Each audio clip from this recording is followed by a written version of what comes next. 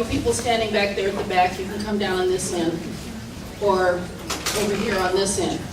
All right, so we have an introductory video, a newcomer's welcome. If you have seen it before, please be mindful and let the new people hear it. So, hit it, Carlos.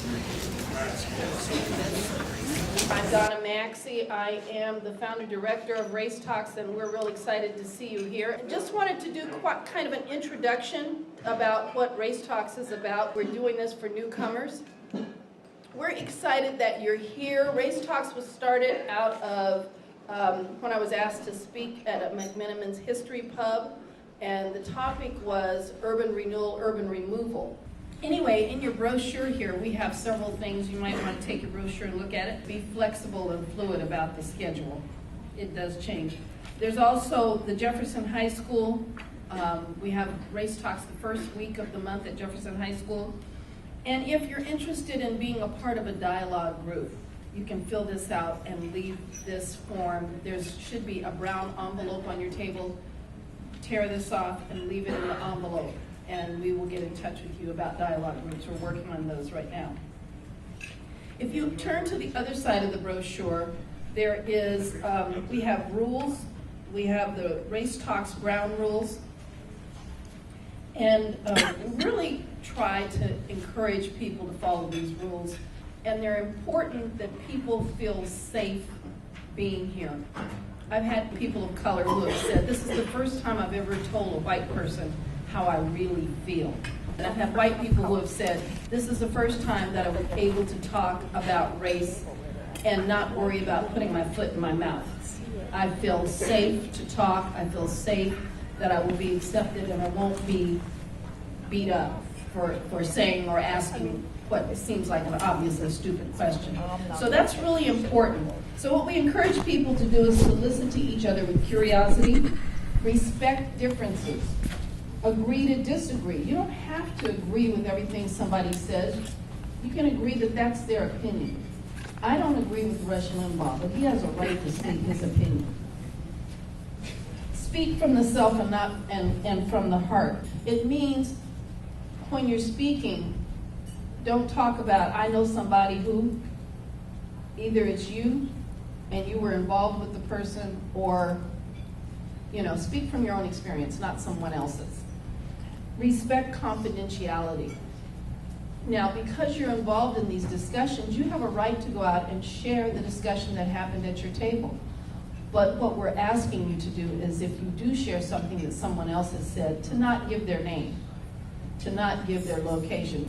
Contribute honestly and positively. That's all we can ask anybody to do. And assume positive intent.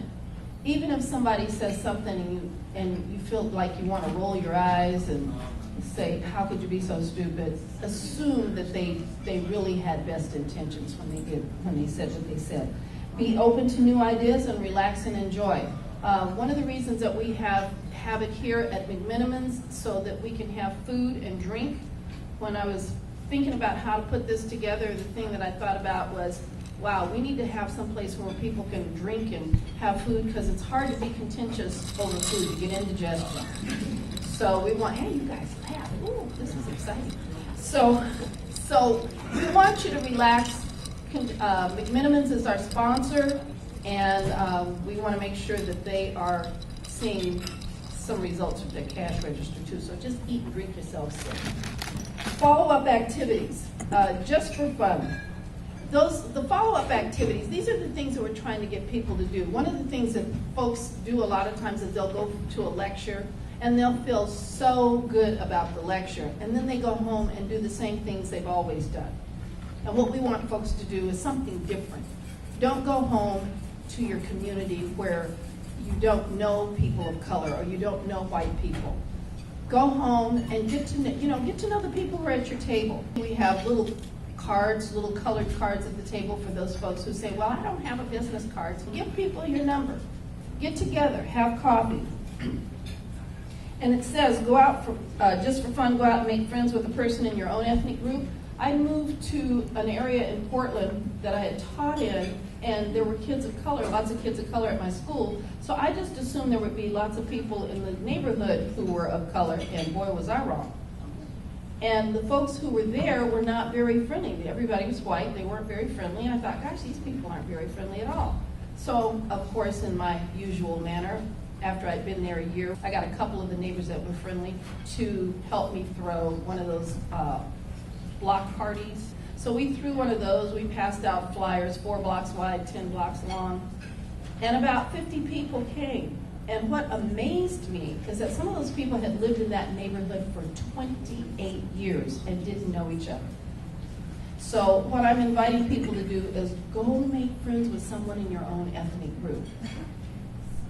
Let me ask a question. How many of you know the people on your block, 3 houses to your left, the 3 houses to your right, and 3 in front of you? Now, if you know 9 houses, and when I say know, meaning you know them, you've been in their house, you got their phone number, how many people know that? Look around the room. Go make friends with somebody in your neighborhood, okay? We got one person. Let's hear it for Susie.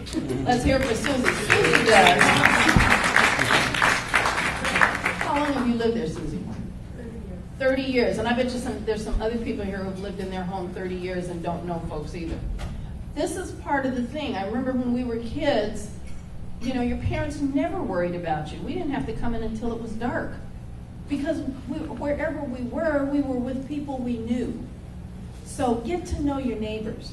Talk to the people who are around you. And when you do, don't discuss race.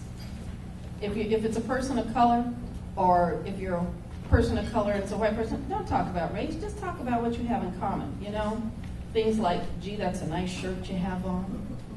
Or you just never know where it's going to lead in a discussion. You never know what you'll find out from people when you talk to them. You might develop a relationship from it. So, and the question is, how many people of color, if you are white, and how many white people and people of other ethnicities are on your speed dial? Now, what I call speed dial is those are your people that you call up and say, hey, I just got a promotion, let's go have a drink. Hey, me and the boyfriend broke up, need to talk. You know, those people you call at 3 o'clock in the morning. You say, who can I call and talk to? How many people from different ethnic groups are on your speed dial? And if they're not, the question is, why not? There are a couple of premises that we have here at Race Talks, and there's a great book that I'd love for you to read. It's called Courageous Conversations in Race. It is a part of the foundation that I used in helping to put together Race Talks. And one of the things that they talk about in Courageous Conversations in Race is that we make the assumption, we do talk about race, and white is a race, and we make the assumption that white people have privilege. And a lot of white people would say, I don't have privilege, I work my butt off. Well, yes, you do work your butt off. But what you don't know is that people of color work harder, and they have to. And to help you kind of understand that, think of yourself as a fish. You wouldn't ask a fish, how's the water? Fish don't even know they're in water. Just like white people don't know that they have privilege. But I'm a fish too. But somebody threw me on the dock. And every so often I get to jump in the water. When I get a degree or I get a promotion or something great happens, I get to jump in the water and I'm like, wow, is this what it feels like? This is great, I'm loving this. And then next thing I know, somebody snatches me out and throws me back up on the dock, and I'm up there gasping for air. So it's not that white people don't work hard, because they do. And one of the things that really happens is that I think of life as being like a 100-meter race, and poor white people start at 0 at the starting line, all the way up to the Rothschilds who start at 97. Those are the people who sold arms during World War II to both sides, to the Axis and the Allies, so they were making theirs no matter who. So people have different levels of privilege that they get to exercise. People of color start back behind that starting line, back to African Americans who are back at -50, and you say, why African Americans back at -50? Well, we're back at minus 50 because we're the most maligned group here in the United States. And if you stop and think about it, I mean, think about it. So anyway, and when we're back there, we're blindfolded, one leg tied behind us carrying a piano, and the gun goes off. And we wind up either slightly behind, even, or slightly ahead. And the question is, how do you manage to do that when you've started so far behind? And it's because you know you have to work harder. And sometime I'm going to make a film of this because I did this with my kids in my classroom. And it was the most amazing thing I've ever seen, that it came out just like what I'm sharing with you. So sit back, relax, enjoy, and we will have a wonderful discussion afterwards. Thank you all for coming, and we're really excited that you're here. Well, I guess you know who I am.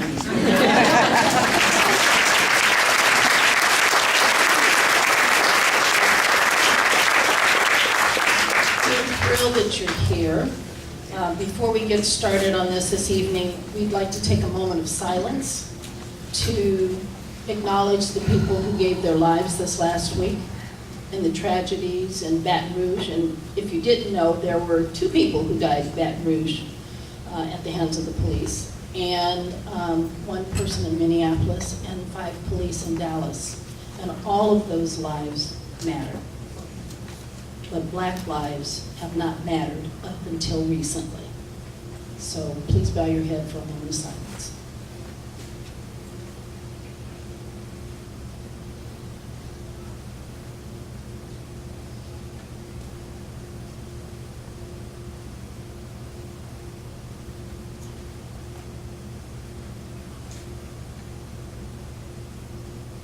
Thank you. So, if you are not sure where you're supposed to be, this is what does it mean to be white in America. And tonight you're in for a great event. I have to crack up that the room is so full. And we opened the doors at 5 to start setting up, and a bunch of white people came in. I always am cracking up. And Patrik and I have a good laugh about that all the time. So this is Black folks, so we'd still be screaming in.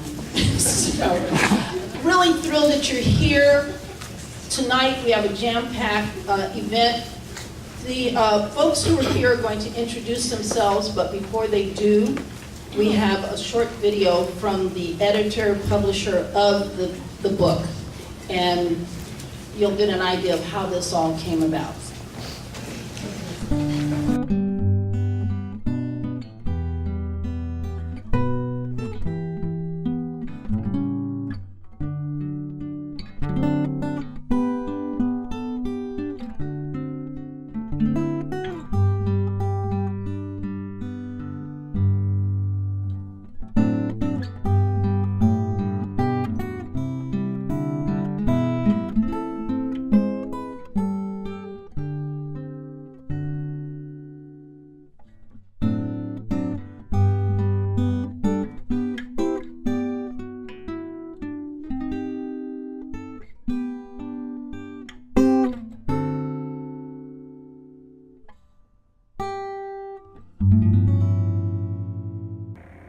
One of the reasons why we got involved with this project is because I was very concerned about where race was going in this country.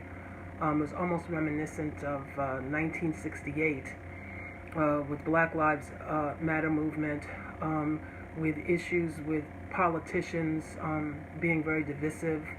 And the other thing too is that there seemed to be something bubbling beneath the surface in terms of how people expressed how they felt about, Barack Obama.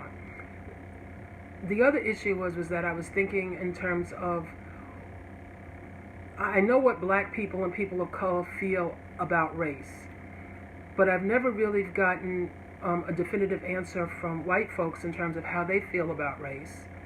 And I thought it was time to ask that question, because you can't have a conversation about race without people listening and people talking and people talking and people listening. And it's been my experience that I found it rather difficult to have those conversations with white folks. And so the question, what does it mean to be white in America, became the premise for the book, the actually asking the question, what does it mean to be white in America? I really didn't have a clear idea on how the book would evolve. I was talking to Sean Frederick Forbes, who's on the board of directors of our organization, whose work I've published, and as a person I greatly admire. He is the creative writing director at UConn and also teaches literature. And I went to him and I said, what do you think? And we kind of said, yeah, we need to do something. And then it started with getting in contact with an anti-racist activist, and we went through a vetting process, and we liked what Debbie Irving did with her book and the good works that she did. And we also, as the book was progressing, we added things to it. We added the idea of the preface as the book was developing. We added the idea of having the afterword, which eventually Tara Betts did, which she did an extremely good job, and we wanted somebody black to do the afterword. Because we wanted to have that assessment, that kind of wrap-up. Along the way, we had problems with people not liking us asking the question. Some people pretty much ignored us. We went to some really top-notch, top-flight people in the literary and scholarly worlds who just kind of ignored us. And I guess that was an inkling of what was to come in terms of how people would respond to the question, what does it mean to be white in America?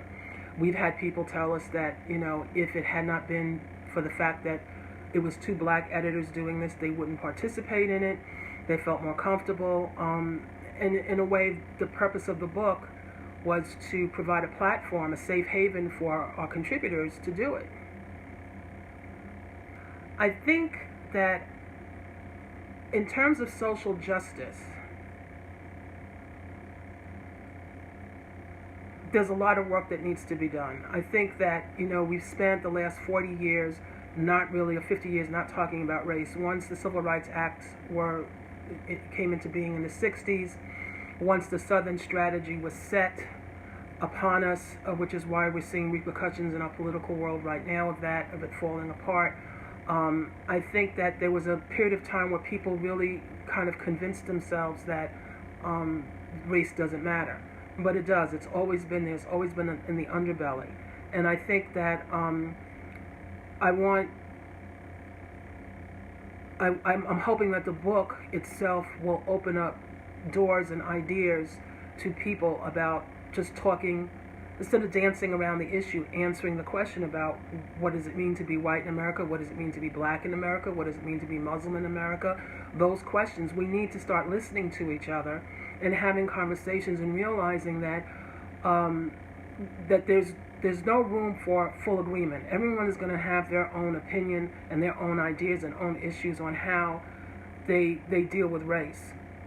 Some of it is corrective, some of it is ingrained, but I think the real outcome of having these conversations is being able to communicate with people. This is how I feel. Okay, I respect how you feel. How do we move forward? All right, you can't have a moving forward unless people are willing to accept that not everyone's going to agree with everything that is said. And I think that's really the outcome that I'm looking for this particular project. The selection process was very interesting. People had a hard time answering the question. Some people submitted works that they wrote long ago that they can kind of like slip underneath the door, and that didn't quite work. Some people got upset about that because those narratives that they wrote weren't really addressing the question, what does it mean to be white in America? And as you read the book, you can see that the struggle that a lot of the contributors had in writing these pieces. It's not an easy thing. They say, I thought I could sit down and dash this off, and then as I got into it, I realized that it's very difficult to write about, which is really a good exercise. And we chose personal narratives as opposed to academic essays, scholarly essays of that nature, is because we wanted to get stories from people, sharing their personal stories. And then as you go through the book, you're not going to necessarily agree with everything that's written in the book, or different stories, but it gives you a perspective, it gives you a shading, it gives you an idea of what people are thinking and why. And at the end of each of the essays, some of the contributors have more questions. They're like, well, I don't know if I have an answer, but this is how I feel, or this is what I see, what do I do next? And that opens up the doors for, to communicate with people and converse with people. This book is not just about white people. This book is about race. And what I'm hoping is that when black people read this book, it will give them a better sense of what the other side is thinking. Now, as a black person in America, we're groomed from birth to understand white people better than white people can understand themselves. That's part of our survival. It's our survival mode. I think one of the problems that black folks have is that when black people try to share how they feel, they have white people telling them, oh no, you can't possibly feel that. Oh no, that's not right for you to feel that. No, there is no more racism, and I'm not from a slave owner, and I don't know what you're talking about, and we're colorblind. And I think that white people have to come into the conversation with a clear head, listening, no matter how painful that might be, and understand that they cannot be in control of how black people should feel. I think when black people read this book, I think they won't be surprised so much by the stories. I think they'll be surprised by the candor in the stories themselves. It's almost like, I thought they were thinking that, now I have proof. I think one of the things that I like about this book is that it really covers a wide range of different types of white people. It's the chef, it's the rabbi, it's the scholar, it's the waitress, it's people who come from different class backgrounds, from poor to middle class or upper middle class backgrounds, different parts of the country. I think one of the things I was kind of nervous about is that I didn't want it to be like a East Coast, West Coast book. I didn't want it to be, it's a book a bunch of liberal Californians and liberal New Yorkers, put together in this book. It really, covers people from different age groups, people who are old enough to have lived through Jim Crow and segregation, speaking candidly about how they felt as children during that era, to millennials that are talking about race today and how it affects them. People who talk about not only just class issues, but sex issues. We have lesbian, LGBT people in the book who talk about the duality of sexism and racism. We have people talking about religious issues. A lot of Jews talking about racism as it pertains to being a Jew, but also being white, and what does that mean, and what is it shouldn't mean, or what it must mean, or exploring those kind of thoughts and ideas. I like the book. I think that I didn't realize that the book was so overwhelming, because we liked a lot of the pieces. We did 82. There's 82 contributors in the book, but I like the different nuances. I like it that it's not perfect. We tried to edit with great care to maintain people's voices. We tried to make it so that scholars or teachers or professors can use the book in the classroom, to open up conversations, to get groups to be involved with reading the book and having conversations about how they feel about the book, to open up dialogue. And my hat's off to all the contributors, because they put themselves on the line to do this book. They publicized how they feel in a very, very public way.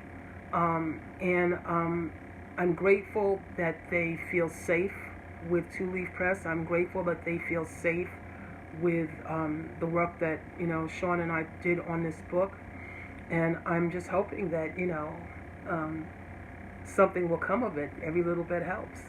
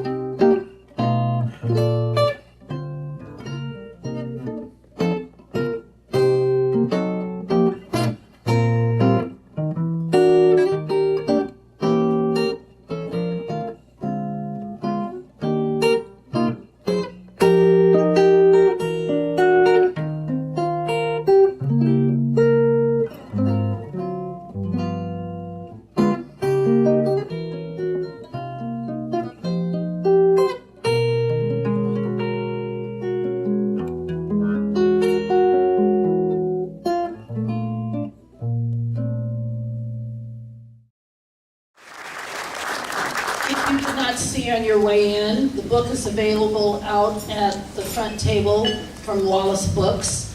And Wallace Books is in Selwood. In case you can't get it tonight, it's $30. It is well worth it.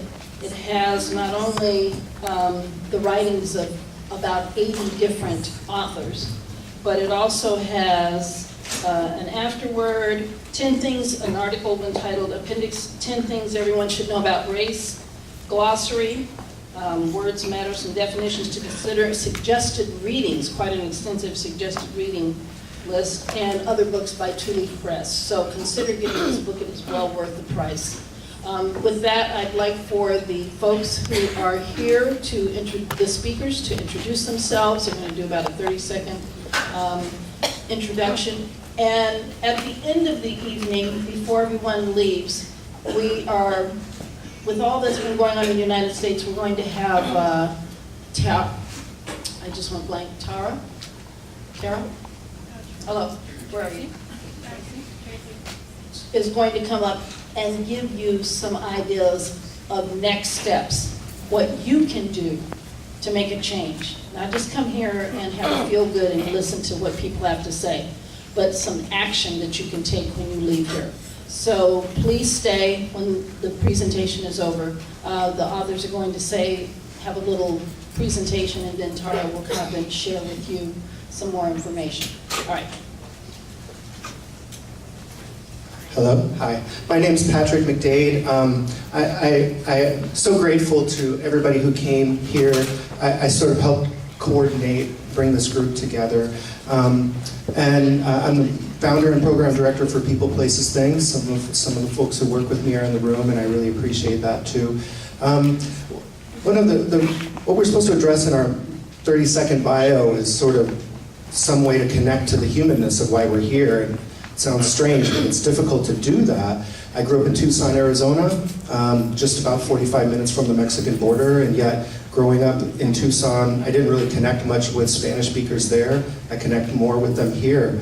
A fundamental question for me is just, what is my role? What am I supposed to do as a white person to actually move my privilege and make some kind of change in the world? This is one part of that, and I had no idea that the events of last week were going to happen at the time that they did, and that's part of the reason that a lot of you are here, so thanks for coming.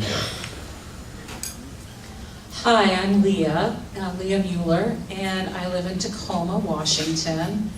I'm originally from Chicago, and I think it's amazingly timely. I was a little bit nervous. I still feel a little bit nervous, but I feel like, we're doing an important thing, and hopefully a helpful thing from being here.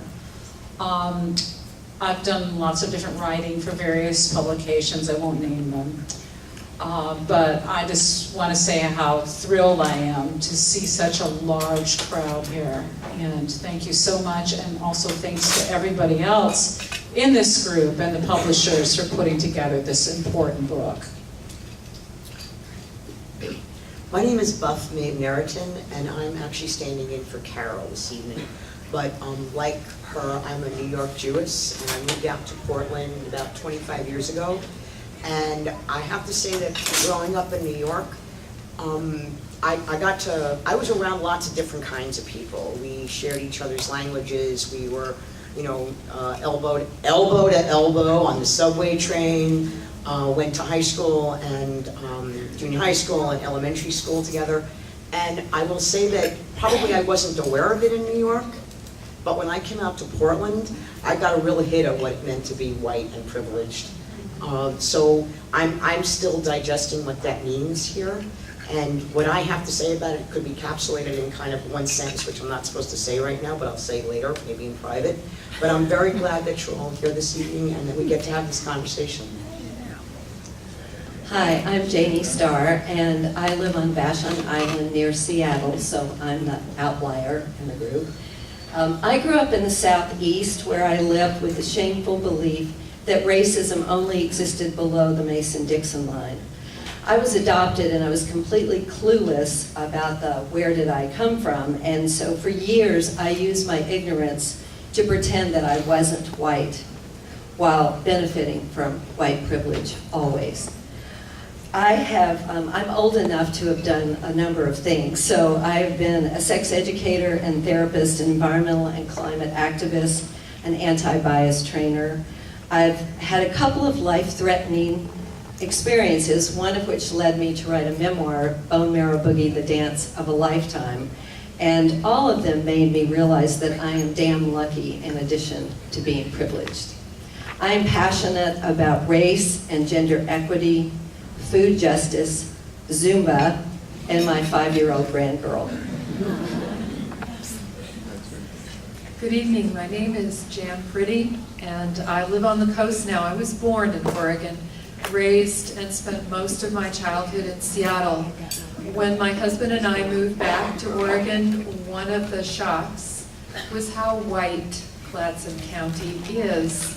It took a while. It was startling. It was noticeable. I've just retired last year after 40 years of teaching, mostly in the public schools. And for many years, most of my students were white. I gave them Toni Morrison. I gave them Sandy Cisneros. I gave them Chinua Achebe. I gave them stories that were unlike their lives, because that's what literature is for. I guess that's all I have to say.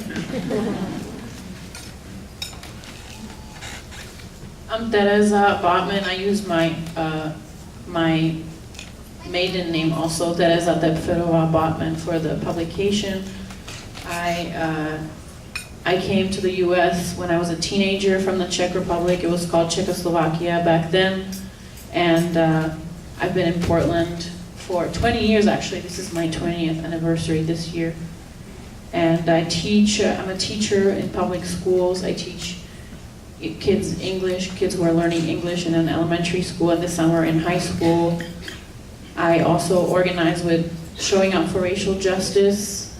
That's been my passion for many years, working in racial justice, but I feel like I helped found the Portland chapter, and I feel like that's been a really important part of my life, channeling my energy into action.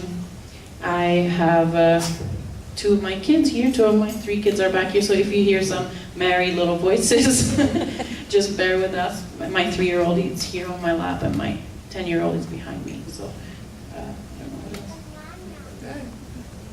else. Hello, my name is Mavor, and I'm a visual artist and writer, and the images hanging on the wall are from my large installation project that's going to be at Clackamas Community College in October. Hope you'll stop by. It's called I Am My White Ancestors, Claiming the Legacy of Oppression. And I live just a few blocks away at a co-housing community called Columbia Eco Village. And my husband is here, Dennis Karras. He's my support reader because I stutter, and it's easier for me to read out loud if I have a helper. So you may hear his voice in the background. And I'm happy to be here.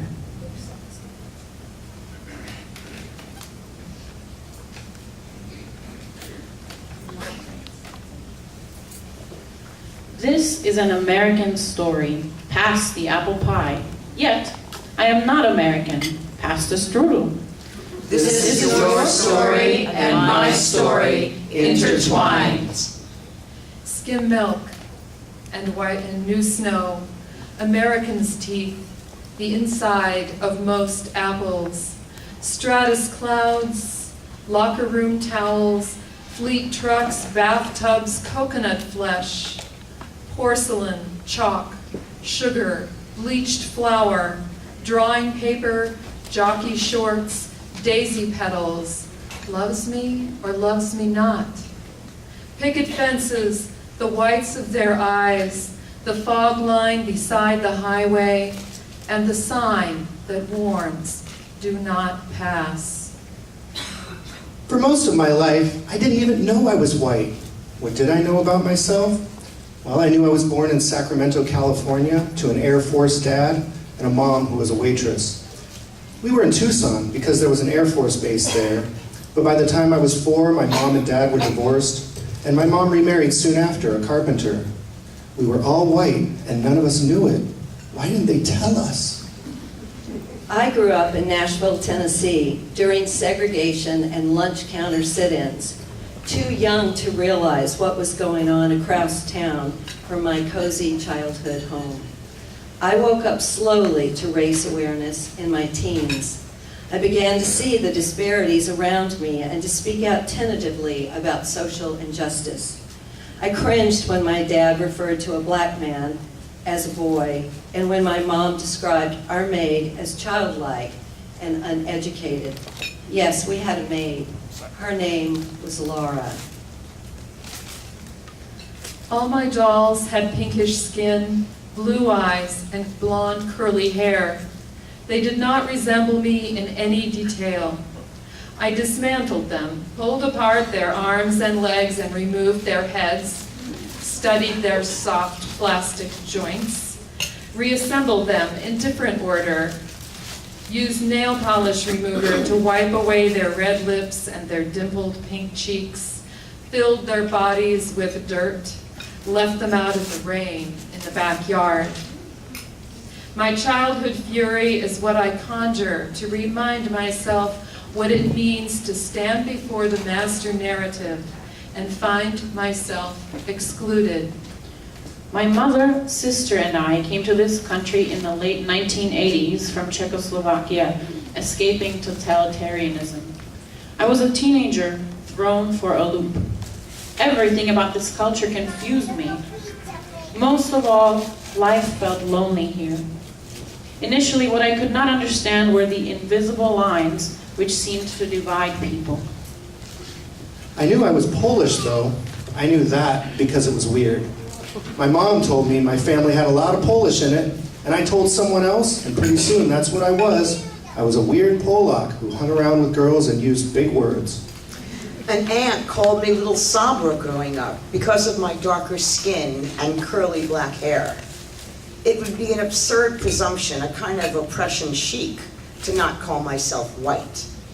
And yet, just beneath my white skin, so much troubled history and fear. 30 years ago, back in Brooklyn, Mama warned me not to cross the Hudson. There be dragons, she might as well have said, and they are anti-Semites. I hopped a bus and traveled as far as I could, away from Jewish, away from grime, crime, and cramped living. I wasn't oblivious. In Jewish summer camp upstate, local kids threw stones and slurs at us at the county fair. I learned that kike meant me. Among the photos in my hallway are matching oval portraits of my great-great-grandmother Eugenia and her husband John. Eugenia was pretty and elegant with lace at her throat and wrists. John was black-haired with fierce eyes. The story passed down was that they were Confederate spies. That turned out not to be exactly true, but John did have to escape to Mexico with a price on his head during General Sherman's march at the end of the Civil War. My great-grandmother on one side was from Mexico. Summer in New Orleans lasts a very long time, especially when you're 19 and far from home. I lived alone in a sparsely furnished apartment located in the posh Garden District. From my bay window, I could see banana trees through the ornate metal porch grating while I lay on my $19 foam rubber mattress, listening to music on my rented stereo. In 1978, the population of New Orleans was 75% African American, which, for the first time in my life, transformed me into a minority.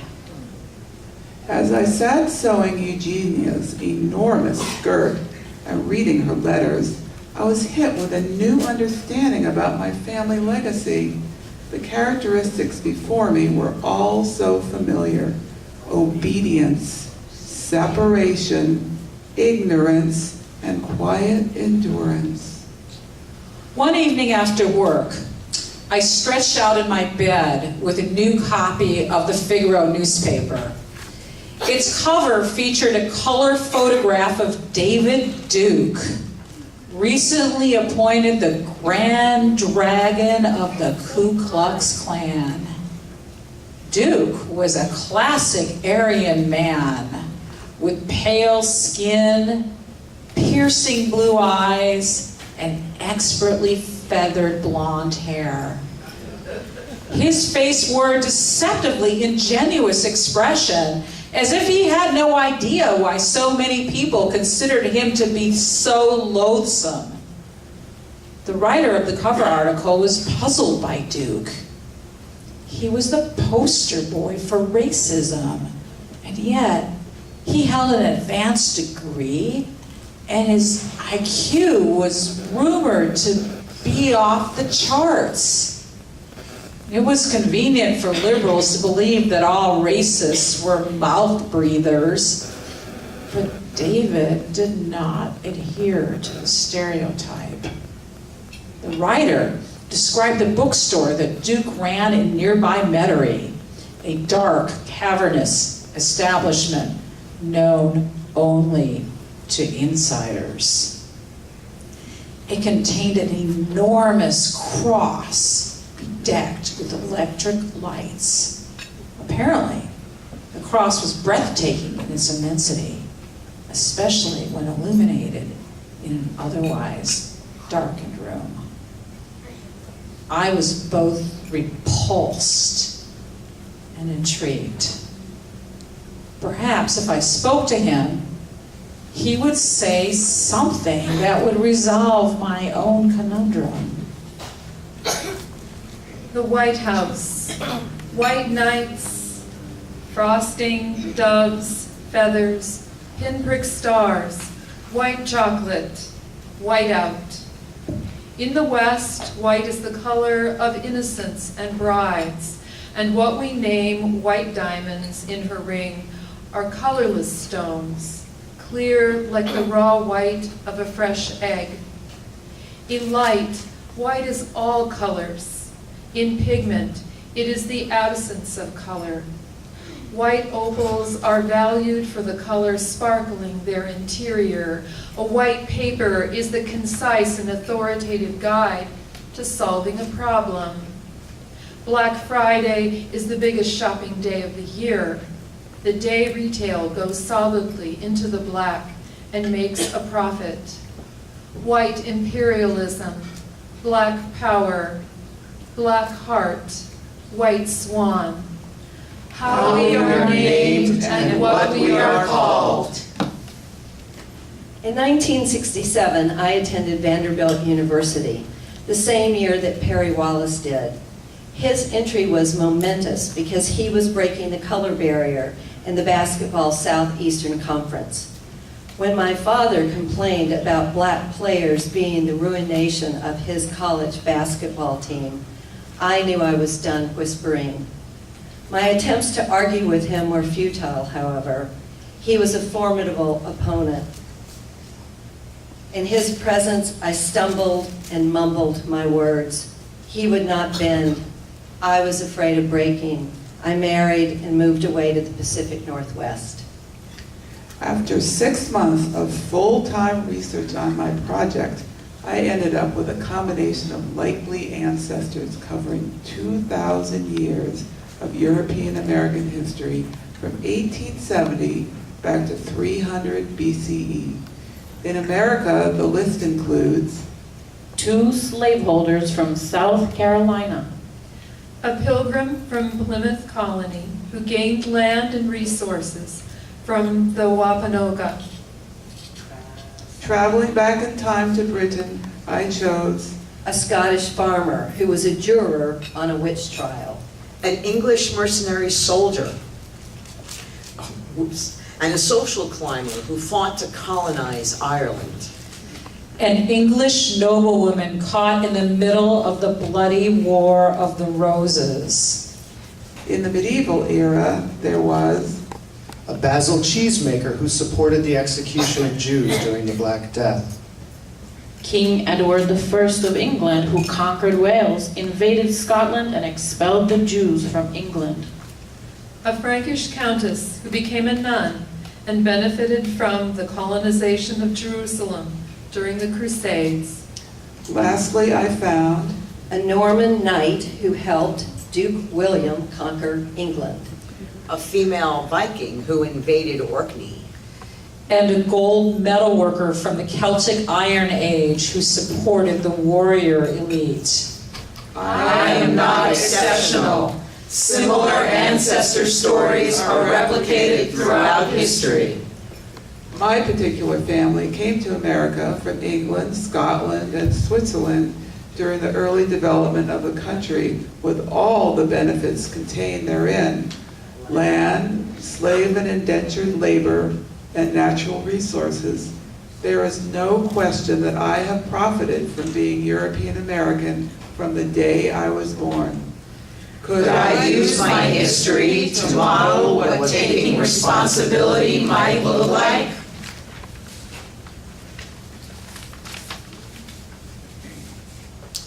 I flipped open the phone book. If there was another man in the New Orleans metro area who bore the unfortunate name of David Duke, I could simply apologize to him and terminate the call. I reached over to the phone and lifted the receiver. May I please speak to David Duke? I'd like to talk to David about the Klan. I'm curious about your bookstore, and I'd like to see it. The process of discovering my whiteness and how deep it goes and how unconscious it is has been long and meandering. It's about the assumption that white is normal. It's about the deck being stacked. Something I've learned about my whiteness is that it's slippery. Reading about the sociology of class and white Anglo-Saxon Protestant WASP culture provided me with a key to unlock some of the mysteries that have colored my experience in this society, but which I couldn't understand because my family comes from a Slavic stock shaped by a mix of Jewish and Catholic influences. Gradually, I came to find that I could credit much of my reality in this society to white supremacy culture. It was 1980, and I landed in Oregon. In random conversations with bus drivers, store owners, in a book group, at a party, someone would pull out the phrase, "You New York types," or ask with a disarming smile, "What is your ethnicity?" You could hear the question coming long before it was spoken, a chess move you knew in your bones. The ego wished to catalog, to know, a Jew. I was no longer with my people, and I felt it. Sun-bleached shells, dress shirts, bleached cotton, froth on the leading edge of every wave, white supremacists, white lies, fresh bandages. The bus ride was hot and interminable. As my stop neared, I grew anxious. I pulled the cord and disembarked from the bus. I stood for a moment on the sidewalk in front of Duke's bookstore, blinking like a mole in the harsh mid-afternoon light. I rang the doorbell, and then I stood on the threshold, fidgeting. "Welcome to my store," he said expansively. "Are you thirsty? I can offer you a Pepsi." He fixed me with a beatific grin and watched approvingly as I took an appreciative gulp from the bottle. On white nights, the sun never goes down. In a whiteout, your life is at risk from cold and confusion. oppressive beliefs and behaviors like racism, colonization, and genocide have their source in Europe. We must have learned them somewhere, or at least become vulnerable to accepting them as truth. Patterns like greed, arrogance, superiority, and believing that conquering other people and their land and resources is the right thing to do in the name of honor, religion, family, and country. I was not proven wrong. All those things are illustrated in European history over and over. I came from these specific people. My body is connected to them. The color of my skin, the shape of my nose and eyes, texture of my hair, my height, my hands. I put on types of clothes they might have worn and imagine my hands fingering a sword, wielding an axe, carrying a bowl of soup, skinning a rabbit, sewing a dress, preparing for the next battle, believing that I am right. All of the walls were lined with pamphlets that bore such ominous titles as The Negro Problem and Taking Back Our Heritage. A glass shelf stood beside the cash register, filled to overflowing with souvenir coffee cups and glow-in-the-dark Klansman figurines. "What do you think of our inventory?" Duke asked. "Pretty impressive, huh?" "Well, there certainly is a lot of it," I said politely.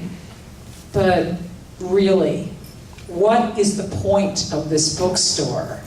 What are you trying to do here exactly?" "Well, I started this bookstore with a mission," he explained. "I don't hate black people. They have their own heritage, and I respect that. You and I are white, however, and we have a different heritage. I'm proud of our heritage, and I want to preserve it." He stared into my eyes like a trained hypnotist, while his long hands gestured in front of my face. I returned his gaze.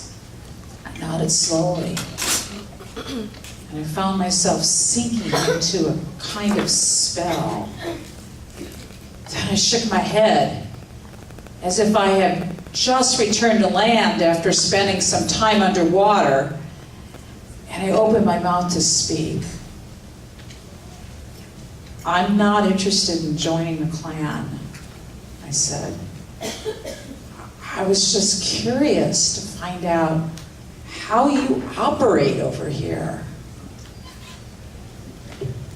The ideology of whiteness as status utterly envelops us Europeans in its poisonous embrace.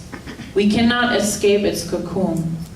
Rather, we carry whiteness with us like a charm that protects us from harm, shields us from impact as we dive from the known to the unknown, parachute from one spot on the globe to another as immigrants, tourists, or do-gooders abroad. The poison of white supremacy we ingest with our mother's milk lingers. Hospital sheets are not all white anymore. White is bleached. White is dead. White is blinding bright. People get confused about racism. How could racism possibly have created such rifts between people? In the early 1990s, I joined forces with an African-American teacher at my son's school in Tacoma, Washington. Together, Stan and I began to preach and teach and lead trainings with whomever would listen on the subject of racism, sexism, and white privilege. We were relentless, and then we weren't. I moved again. We lost touch. I thought about Stan often, though, along with the stories he told of integrating an all-white school in Louisiana, joining the military because it was the safest place to be a black man married to a white woman, raising mixed-race sons, driving while black, shopping while black, being black. Just try calling white people white. One of the things that'll happen is that a lot of white people will call you racist. What's really going on is they want you to protect them from never having to think about race. That's protecting their privilege. The privilege to walk through life whistling and not having to think about it.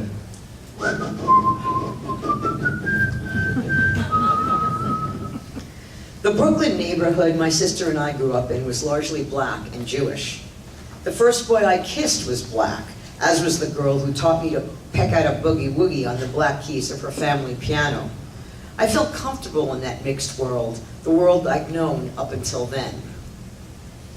Race should not stand between people, should not make us suspicious of motive and genuine affection. But it does. Race matters. Sometimes the white fog between people bars friendship. As the neighborhood became more black, whites who could afford it moved to the suburbs. The familiar pattern. In memory, it was the end of, if not color blindness, then a kind of color unself-consciousness.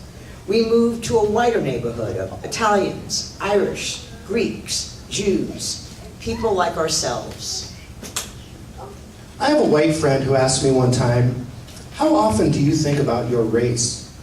I told her, maybe 3 or 4 times a week. I thought I was being honest with myself, admitting that I sometimes think about race. And she said, "See that black guy over there?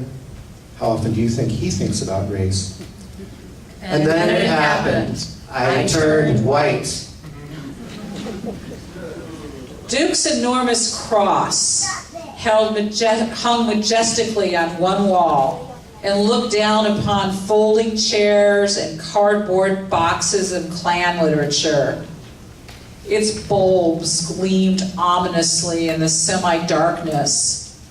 He reached inside one of the boxes and removed a handful of slightly yellowed newspapers. "Please take these and read them if you get the chance." Because I have been trained to be polite, I allowed Duke to place the newspapers into my hand. My fingers reflexively clutched the pages before I could even think of an excuse. I do not decline to acknowledge my race on the forms. I check the box. Non-Hispanic, surname Caucasian. I am fortunate. I am privileged. I am white. I cannot deny this. I don't want to put my X on white because I feel somewhat alienated from the party, unsure exactly who is friend or foe. Jews are well accepted in America, and I do not want to overstate the case. My whiteness protects me and privileges me and hides me as well. I have continued to work for economic, racial, and social justice, to take up the torch on behalf of the environment and climate, women and girls, domestic violence survivors, and people of all colors suffering from hunger and food insecurity. I have attempted to advocate for the Latinos, the major minority where I live, but I had allowed myself to forget the role of privilege in the perpetuation of these wrongs. I truly am my white ancestors. My life is filled with decisions I make to maintain a privileged life based on the oppression of others, past and present. I keep silent when I hear comments among my white friends that are subtly racist. I live off money I inherited from my grandparents and parents. I don't have many friends who are not white. I let fear stop me from reaching out to people of color. I buy clothes made by people who are paid poorly and work in unsafe conditions. I live in a nice apartment and eat healthy food and look away from people who are homeless and poor. Mostly these are ways I stay passive and unconscious because to feel the full truth about racism and the harmful effects of capitalism would be unbearable. Being white is a passport whose benefits I enjoy. It gives access. But I was born with dual citizenship, and that dualism sometimes chafes. Just beneath white, I want to write Jew, because to assert Jew is to raise a defiant middle finger to history. The history of my dear people's destruction and permanent unease within the dark side of European Christianity, the progenitors of who we talk about when we talk about white in America. At first glance, whiteness as status is all benefits, advantages, a shiny package of sparkly goodies. But the truth is that white people don't make it through unscathed. Clearly, maintaining this hegemonic system comes at a cost to us whites. Recent studies show that white, middle-aged men, unlike other groups, have a mortality rate that is rising at a rapid pace. They are dying from stress-related causes. White Americans are also the biggest terror threat. We have been led to feel disconnected from the humanity of others as well as from our own. We fear being cast out from the only club to which we tentatively belong. This is the deadly setup we are up against, and it is high time for us to attempt to break free from these narratives and redefine our place as white people in the society and the world. The steady hum of white noise puts us to sleep. I did not sleep through the news in recent years as stories of police brutality escalated. I grumbled at the so-called liberal voices on NPR, yelled at the voices of vitriol and hatred on Fox News, bemoaned voices of cocooned white people like myself. I whined with those friends who agreed with me, and I did not act. I did not organize. I did not speak out in public. I did not read the articles I chose to like on Facebook. I did not comment. It was just too much. Then one day, a young white man walked into the Emmanuel AME Church in Charleston, South Carolina, where the predominantly African American congregation welcomed him with open arms. After berating them, he opened fire and gunned down 9 people, including the senior pastor, and I woke up for good. I scurried away from Duke's bookstore. Finally, I boarded the bus. As I fumbled in my purse for change, I accidentally dropped the clump of newspapers. An updraft caught one of the newspapers and the pages tumbled through the aisle like autumn leaves. I stumbled down the center of the bus and hastily gathered the papers while the passengers stared straight ahead, indifferent to my plight. One of the pages came to rest beside a middle-aged African-American woman's foot. She lifted the paper from the floor and handed it to me. Finally, she redirected her gaze towards the dirt-encrusted bus window and stared outside with an impassive expression on her face. "Thanks," I said, as I slid into the space beside her. Colors show on white. The pale page reveals the text like the stripes make the zebra. It is the words that register, not the page. I want to believe that given a chance, human connection always wins out. I do not decline to answer. I am answerable. I have no answers. I listen. Most white people are no longer white supremacists, but still believe they are superior. In order not to be white superior, you have to recognize there's an assumption that whiteness is normal, and you have to commit to ending it, not just pretend it isn't there.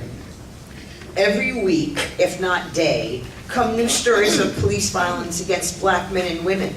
Unarmed, armed, guilty, innocent. The crisis of black demolition remains a constant. It's a crisis of forest, not just trees. I am obligated to witness this. What matters is that I no longer remain silent. What matters is that I make my own noise, that I add my voice to the crescendo of all people demanding justice, to work together to seek solutions for all people. I am scared that the violence lurking beneath the mask of white supremacy will bubble out, targeting me as a woman, as someone with Jewish heritage, someone with a black partner and mixed-race kids, This fear is real and visceral, but I organize despite it. 2 years ago, or 3 years ago, I helped form a group to educate, organize, and mobilize white people to work for racial justice. We raise funds for grassroots organizations led by people of color. We volunteer our time and skills. We bring food. We show up to and plan rallies. We phone bank and door knock to discuss issues pertinent to our community and to the Black Lives Matter movement. We educate ourselves as well as other white people in our circles. We practice interrupting racism. This is heart work for me. This is my antidote to violence, apathy, and despair. Embracing white identity and heritage as a step toward ending racism might seem counterintuitive, but this history is living in all white people in varying ways, and the more we deny it, the bigger it looms. For me, this process has been a way to understand and feel a part of my historical family, while at the same time taking responsibility for their actions and the privileges I inherited. I am heartened by the fact that more and more white people are moving away from their screens, NPR stations, and the New York Times editorials, and are taking up their own placards and homemade signs, hitting their own streets and street corners, witnessing and speaking out. I am heartened by the response I have received to my own rants on the subject. We are not all demonstrators and agitators, stump speakers and sign wavers. Some of us are too old to hit the streets, some of us too young. I'm not intimating that all white people lead charmed lives. You said it. While our white skin gives us an advantage, it does not guarantee our success.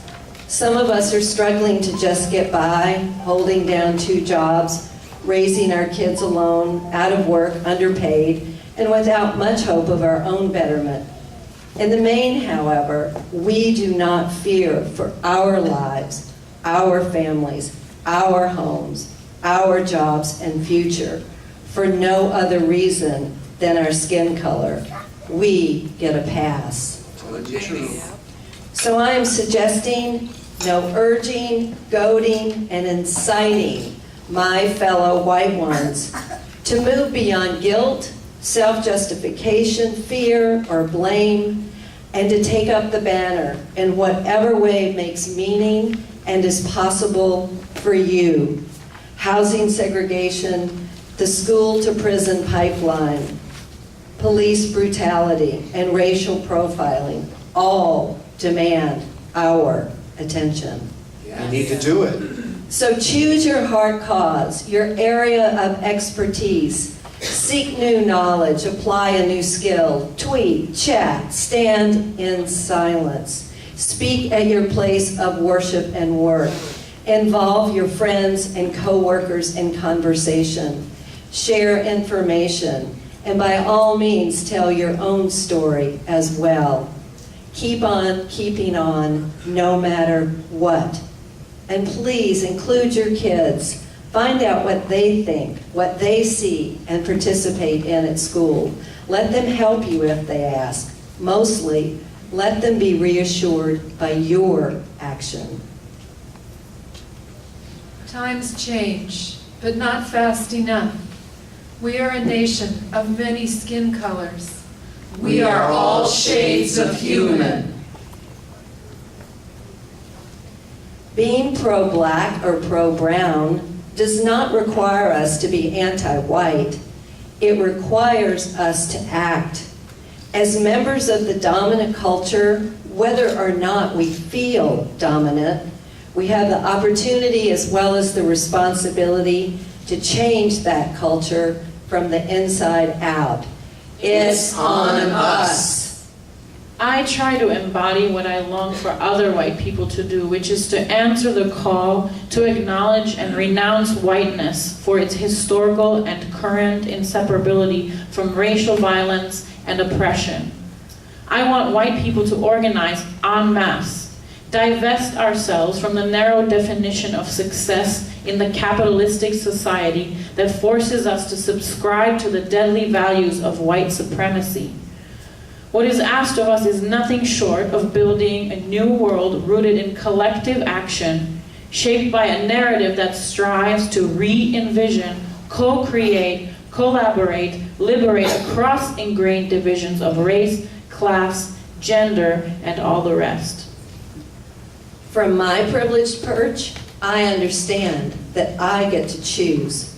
For me, being a restrained ally is no longer enough.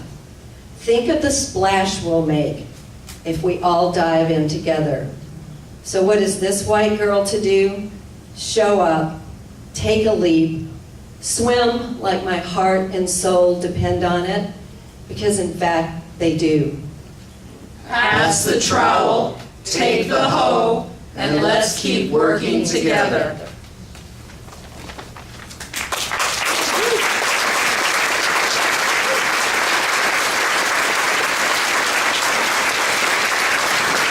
You are much too subdued. Come on now.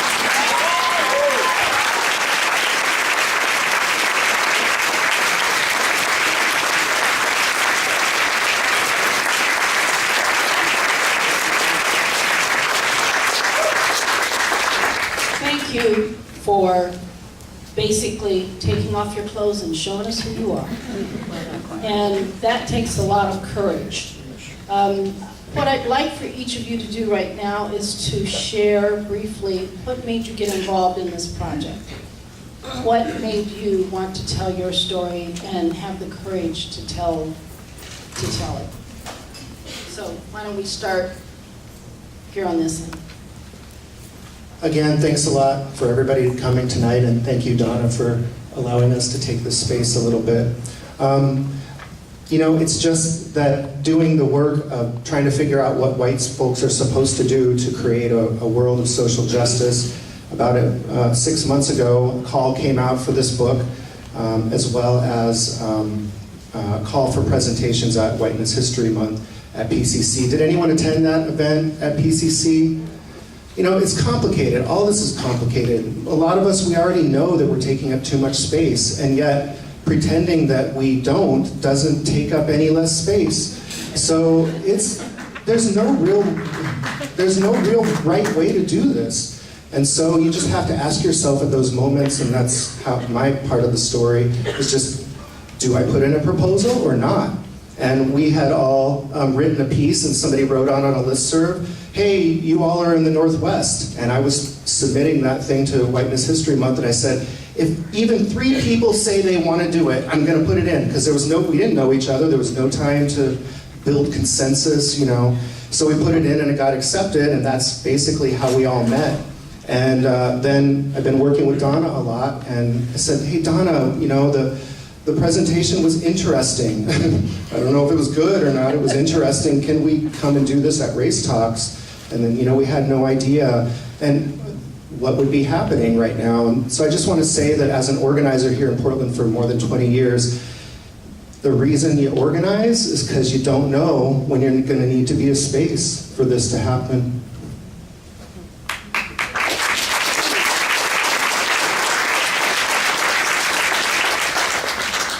Hi, I'm Leah again. And no, when I wrote this thing, I had no idea how timely it was. It was one of those things that, you know, not being from a well-to-do family, I figured I wasn't privileged at all, and that was the end of the story. And I swear, I really didn't think much about it for a very, very long time. And, you know, I sat and I had that experience back in the late 70s, meeting with David Duke, because I was very confused about what my own belief system was. I won't lie to you, I did not know what the hell I thought or felt. And I was confused, and I wanted to see what the face of racism actually really looked like. Because I thought, okay, if I see that, then I might have some kind of idea what my own values are. And so the question that Gabrielle was asking when she was asking for that perspective of a Caucasian person immediately made me think of this David Duke, encounter years and years ago, because it was so pivotal for me. It was just such a big deal, and probably more than I even realized at the time, actually.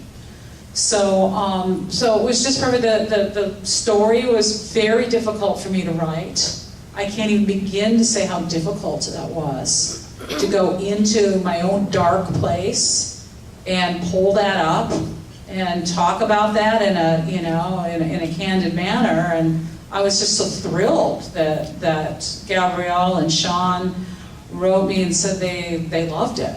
And I was like so happy. So anyway, that's my own story. I'm going to pass on the microphone here.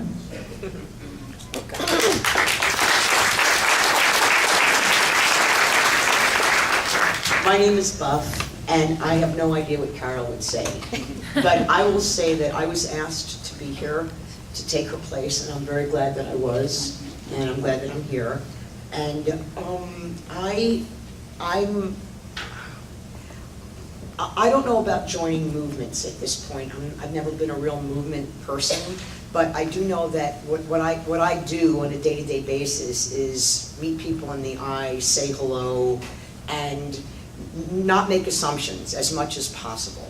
And that's sort of my way of doing things right now. So regardless of whether there's a movement or not to be white in America and own it and be responsible and accountable and all that stuff, for me, the biggest piece is we are basically all humans, and the simple act of saying hello and greeting somebody with a smile might be really helpful. For me, that's where I have to start.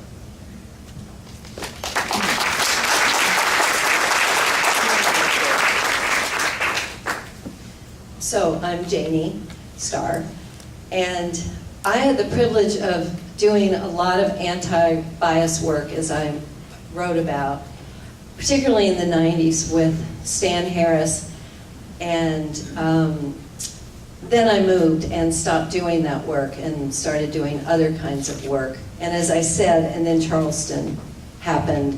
I don't know why that was the particular one that woke me up for good, but it did. And I started writing, and I kept blocking myself and not going anywhere and thinking, well, who gives a, oh, this is not an all-adult group, is it? Okay, who gives a rip what I have to say? And I kept trying to write, nothing came and nothing came. And I went to a workshop and I was given an assignment to write a rant at white people. And it was really exciting. And I went back and I wrote this outrageous rant and said all the things I wanted to say when not being politically correct. And I couldn't read it here, I'm pretty sure. But it broke me wide open. And then I wrote this essay. And really, my goal was exactly what I read, which was to engage, encourage, push whatever I could do with fellow white people to get them off their derrieres and joining this movement. So I started doing workshops again on Vashon and other kinds of projects that we've got going there, and I will continue to do this. And it was such an honor, not being from the Portland area, to get to come and be part of this. So I'm really grateful to be here. Thank you.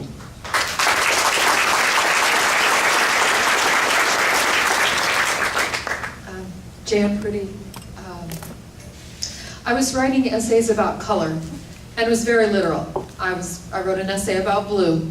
I wrote an essay about green. I got to orange. I was holding off on purple because it's my favorite color. And then I read the call for what does it mean to be white in America? And frankly, that was like way down on my list of colors to work on. I'd done color blindness. I had done how color changes when it goes through, just anything. But I thought it was time to come to grips with that. What does that mean to be white in America? And I thought it was an interesting question. And I know Gabrielle said that some people had told her that they were afraid to write the essay until they knew the editors were black. See, I didn't do it that way. I wrote the essay as if I had because I had no idea who they were, and I might be writing for crazy people. And then they accepted my essay, and I was trying to be so careful. I was trying to come from a position of humility and of listening and of beauty and humility again. And they accepted my story, and I immediately went to their website, looked them up, and thought, oh, thank God. I'm not writing for wackos. I'm writing for somebody who really wants to know, who wants us to share our stories, and wants us to be candid, and wants us to figure out where we are. And I thought that was a good thing. So, yeah.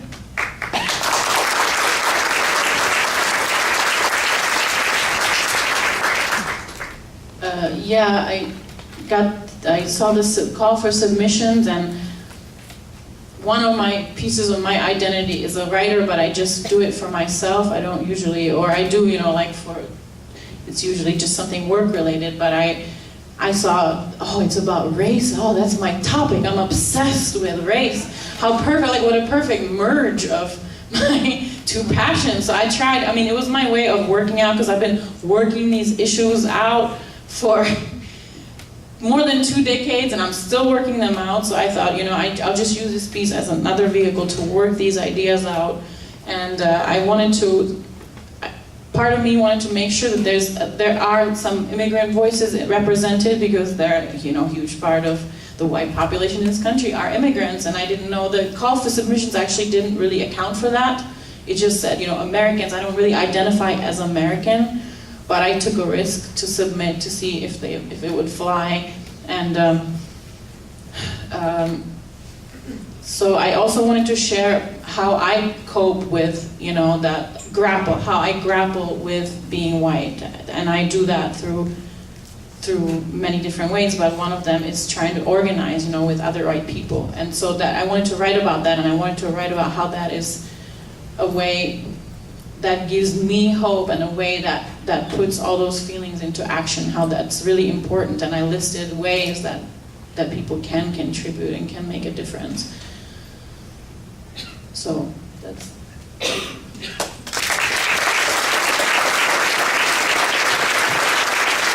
Let's see, there's so much to say. So this essay came about because I was working on my installation projects for about 3 years, delving into my history and deeply, and yes, they're on the wall. And I thought this is a perfect way to share my process of what I learned doing the art project and the research and the costume making and the painting and the photographing and the recording of the audio diaries. It's a whole huge thing. And so I just, to be honest, I saw it as an opportunity to promote my art project. And it's working, it's really effective. And I also wanted to say that why I did the project was that I just wanted to know where I came from and what I learned from them. And it was a journey to do that, and I learned a ton. So, thank you.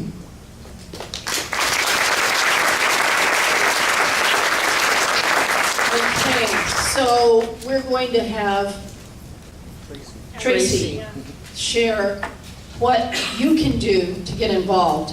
And before Tracy shares, I would like to say that we have a number of facilitators here. There are a lot of people sitting on the floor in the back, and I want you to stay for the discussion. The discussion is, while this was important, the discussion is really the most important part. For you to get to talk to other people, for you to make a commitment. And what I'd like to hear in each group is people to make a commitment about what they're going to do when they leave here. Because it does you no good to come here and feel filled up and not change this world. So Tracy's going to give you some alternatives. Thank you very much. And so my name's Tracy, and I got involved with this panel through Surge. And we'll talk about Surge showing up for racial justice in just a minute. But to help frame the conversations that you all can have at your table is thinking about change.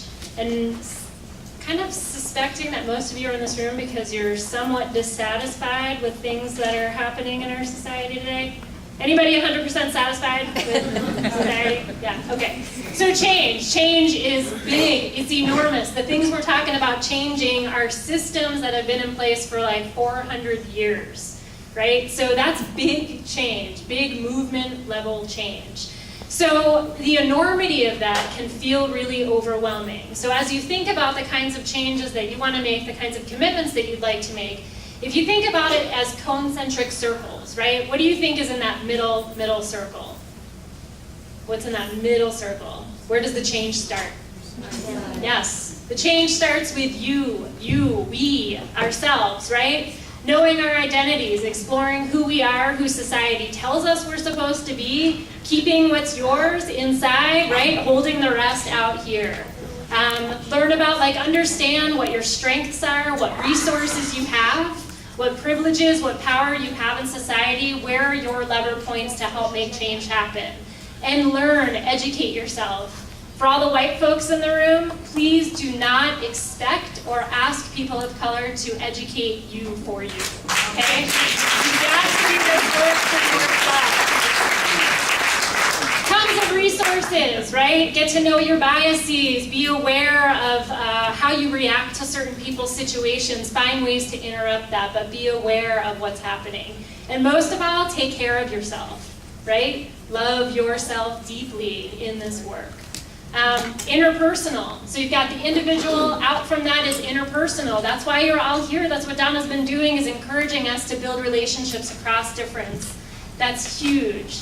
So know yourself, get to know people who are different from you, and understand how society has sort of categorized us, and work across difference as much as you can. Moving out from there, organize. We've talked about SURGE a couple times, showing up for racial justice. How many people are connected to SURGE in this room? All right. If you're not connected to SURGE, SURGE is Organizing White People for Racial Justice. It's a national organization. We've got a local chapter here. Tereza was saying she was one of the founders. We've got action groups. I'm leading a book club. We've got a family group. We've got a white men accountability group. Zadok's here somewhere. We've got a family group, immigration justice group, Black Lives Matter group. We've got lots of different action groups to get involved in. There's a sign-up sheet on your table. If you want to be a base supporter of SURGE, make sure you put your name and your email address on there. And stay connected through Facebook.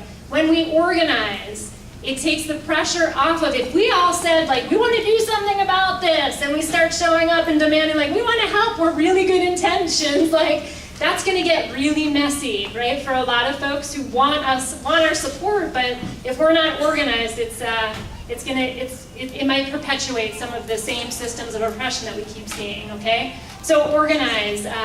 Who else can we get involved? Support race talks. You're all here. How are you supporting race talks? One of the things that SURGE teaches us to do is, if you can imagine donating 1% of your salary to organizations that are being led by communities of color, that are specifically supporting communities of color, do it. If you're not doing it, support race talks. Support Black Lives Matter PDX. They're selling t-shirts. You have until August 1st to buy a t-shirt to support Black Lives Matter PDX.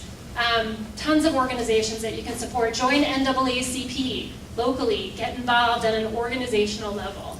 I think that's pretty much, so think about framing the actions that you can take across all of those levels. In order for sustained social change to happen, it has to occur at all of those levels. Don't get stuck in your head, right? Reach out, organize, work across all of those levels, and make sure that that's the work that you're doing. Take it on. We can do it. These systems are created by someone's for some time. Let's make some new ones, right? All right.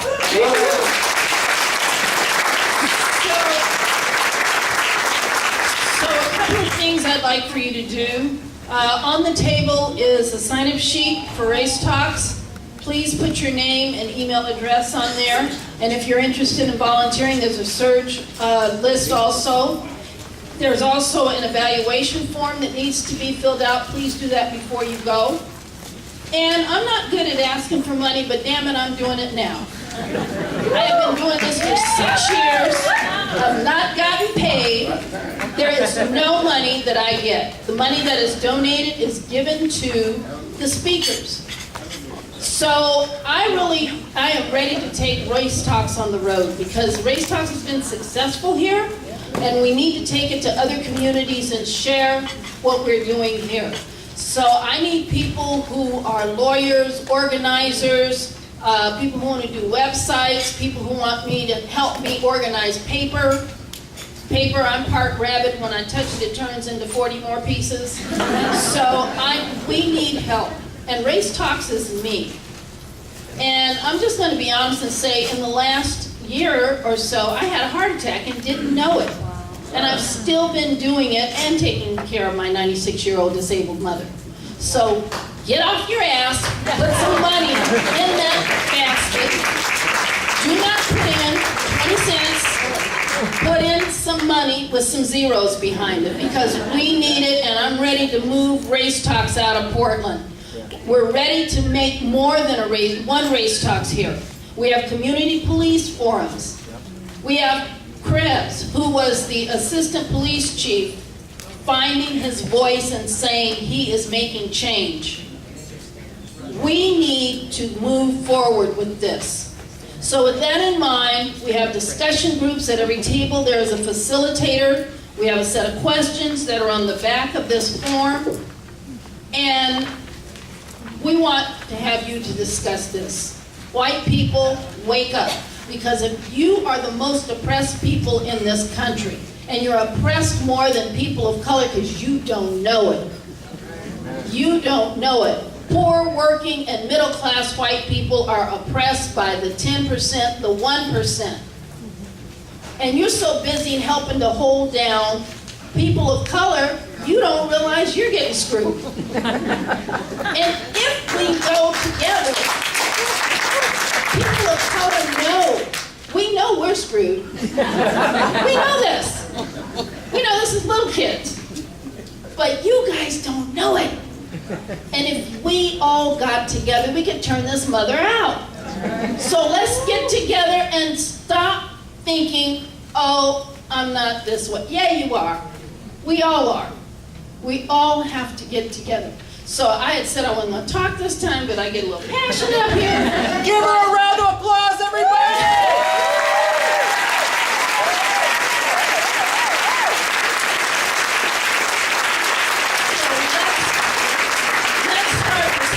Sign up on this sheet. There's a heart-shaped basket back there. Put your heart in that basket. Leave some money. Let's get this thing on the road. Okay, so if you're going to leave early, please, if you have an evaluation, fill it out, put it on the back table, or leave it on your table, whichever you would like. We're going to take a few minutes to reorganize. Let's go. And if you are not in a group, there are some other facilitators, extra facilitators. There's people on the sides here that need a facilitator. So, And Don, are we adding ourselves to a group? and the folks who are up here at the front are adding themselves to groups. So here's the deal. You see this lovely lady? She's bringing me 2 cards. On the card is, one name is Kathy, the other name is Barbara. And they are smart enough to be from different ethnicities. And that's the whole point. Because we're trying to get you to get to know somebody from a different ethnicity. If there's no one in your group that's from a different ethnicity, then we will accept that you have people from the same ethnicity. So what you're supposed to do is have 3 pieces of paper.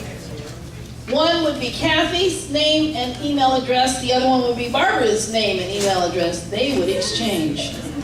Then Kathy and Barbara will write their name on a piece of paper, first and last name, because Kathy and Barbara are going to get it.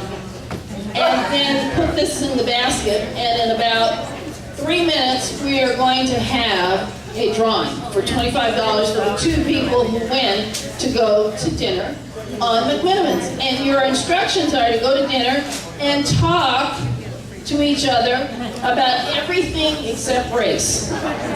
So, 3 minutes. Got 2, okay.